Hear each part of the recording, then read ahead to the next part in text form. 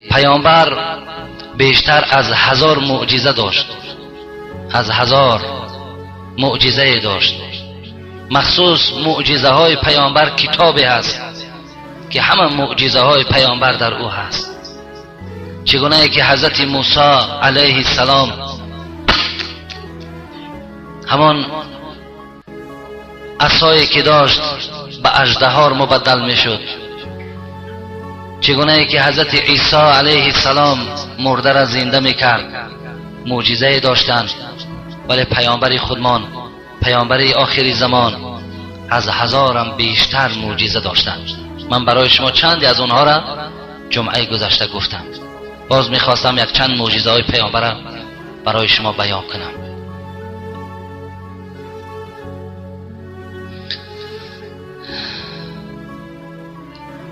وقتی رسول اکرم صلی الله علیه و سلم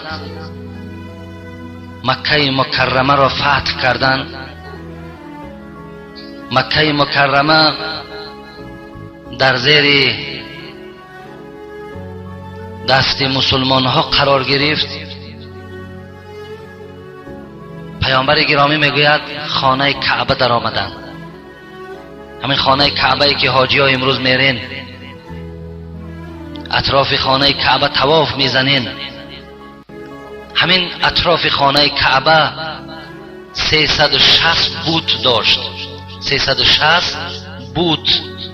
همین هیکل های دراز درازی که در تلویزیون ها شما بینین، کلان کلانی که در دولت های هندوستان و خیتای و در دیگر جای ها اونها را همچون معبود عبادت میکنن.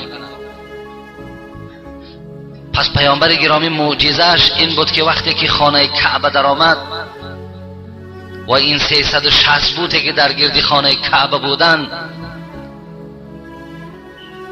راویا میگویند که ته کرسی این بوتها از میس و از آهن بود. این چقدر مستحکم بودن. همون فوندامنتی که برای بوتها را قپد از میس از آهن بود، سخت گداخته شده.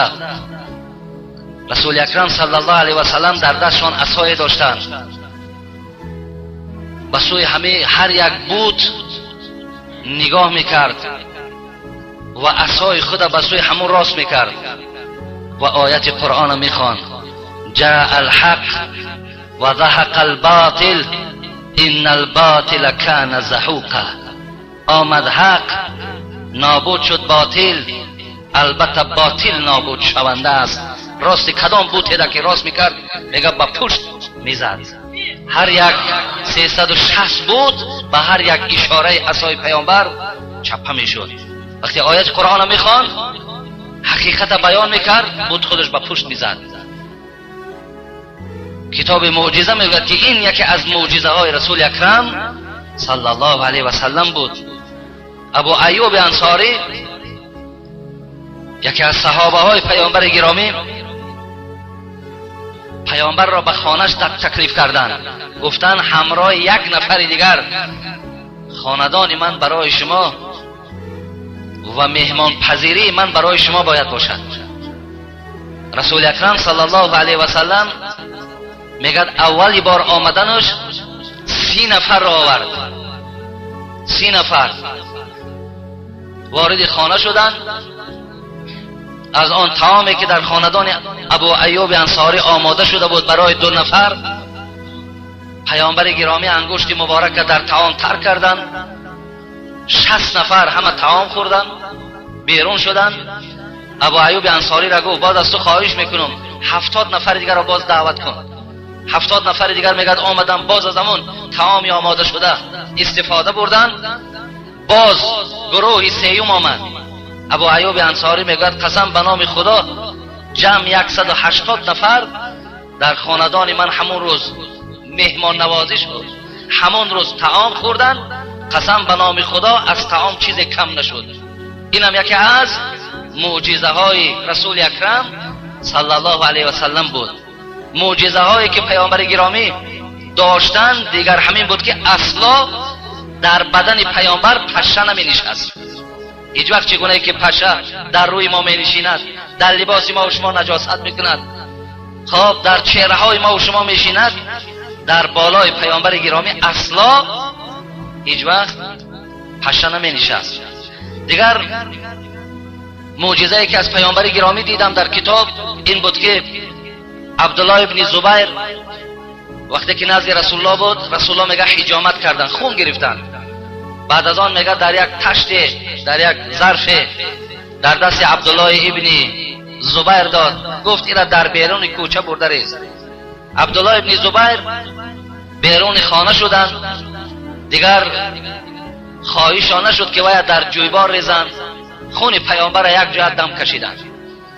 بعد از آنه که میگه وارد خانه شدن، گفتم پیامبر گرامی همان خونی که برای پرتافتن بود من همون را نوشیدم. رسول اکرم صلی الله علیه و سلم میگوید که در حق عبدالله ابن زبیر دعا کردند تا زمانی که عبدالله ابن زبیر زنده بود همنشین های او میگویند که از دهانش همیشه بوی مشک میبرامد، دائم بوی مشک، هر خانه در که مینشست گپ میزد فقط مشک از دهان او بیرون شدن میگرفت. اینم از معجزه های رسول اکرم صلی الله علیه و سلم است. دیگر معجزه پیامبر گرامی این است که وقتی که پیامبر در بالای کوه احد برآمدند که همراهش ابوبکر بود، همراهش عمر بود، همراهش عثمان رضی الله تعالی عنهم بود. این زمان کوه احد لرزید. رسول اکرم صلی الله علیه و سلم گفتند اسکت احد، احد ای کوه ساکت شو، آرام باش. برای چی؟ فإن علیک نبی و صدیق و شهیدان. ببینید ای احد آرام باش، زیرا در بالای تو یک پیغمبر است و در بالای تو یک صدیق است، مراد ابوبکر، و در بالای تو دو شهید است، یکی عمر یکی عثمان. ولی زمانی که عمر و عثمان زنده بودند، شهید شدن ایشان در دوره های پیامبری خودش الله که پیامبر خبر داده بودند. حضرت عثمان پیامبر گرامی معجزه دیگرش این بود که عثمان تو کشته میشوی و خون تو وقتی تو قرآن میخوانی در یکی از سوره های قرآن که در سوره بقره آیت 137 اوست، خون تو در همونجا میچکد. این هم از معجزه پیامبر بود. وقتی حضرت عثمان در خانش حالت قرآن خوانیده بود، وقتی کله ایشان که بریدن خون میچکید، در کدام آیت؟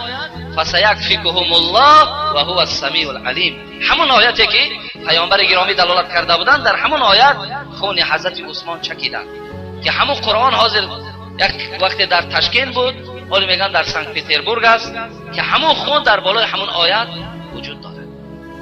اینا از معجزه های پیامبر گرامی است. و همچنان معجزه های پیامبر خیلی زیاد هم هست، مثل که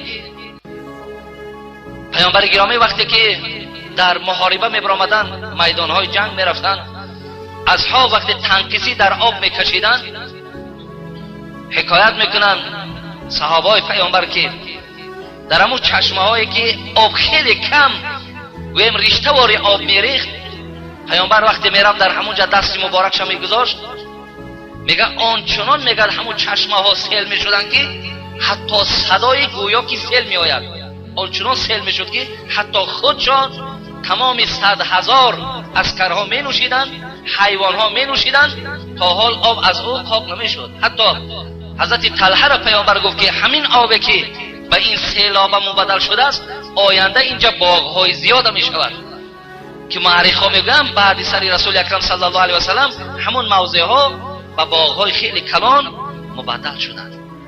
زی خاطر برای پیامبر گرامی معجزه ها خیلی زیاد بودند.